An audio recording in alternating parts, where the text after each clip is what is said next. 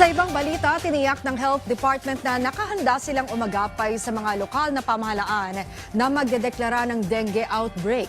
Kasunod ito ng paglobo ng kaso ng sakit ng mahigit 60%. Yan ang ulat ni Bien Manalo. Ilang araw pa lang ang nakakaraan nang makalabas ng ospital ang call center agent na si Mary Jane. Isang linggo siyang na-confine matapos tamaan ng dengue. Nasa trabaho siya noon nang makaramdam ng mga sintomas. Akala ko lang yung normal lang na lagnat. After a day, ayun, hindi ko na talaga kaya kasi sobrang sakit na ng ulo ko and masakit na yung buong katawan ko. Tsaka taas na yung lagnat ko. Kaya si Mary Jane, todo ingat na ang ginagawa, lalo pa at hindi niya alam kung saan nakuha ang sakit. Nagulat ako kasi akala ko at my age, hindi ko siya ma-experience.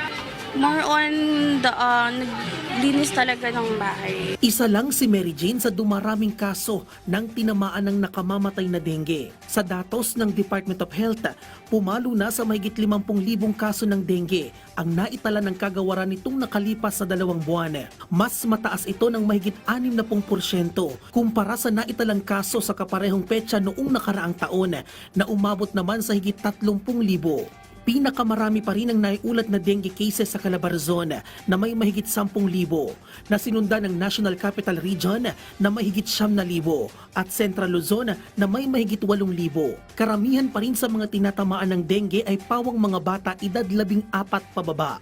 Dahil dito, puspusan ang pagpapaigting ng DOH sa information dissemination kontra dengue. Kasama na rito ang kampanya ng ahensya na Alas 4 kontra Mosquito.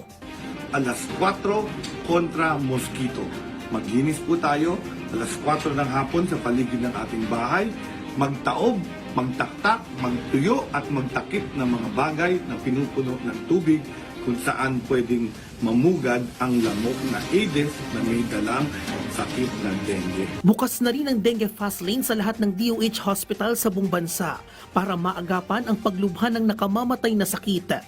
Siniguro naman ng Health Department na handa silang umagapay sakaling magdeklara ng dengue outbreak ang mga lokal na pamahalaan. Bien Manalo para sa Pambansang TV sa Bagong Pilipinas.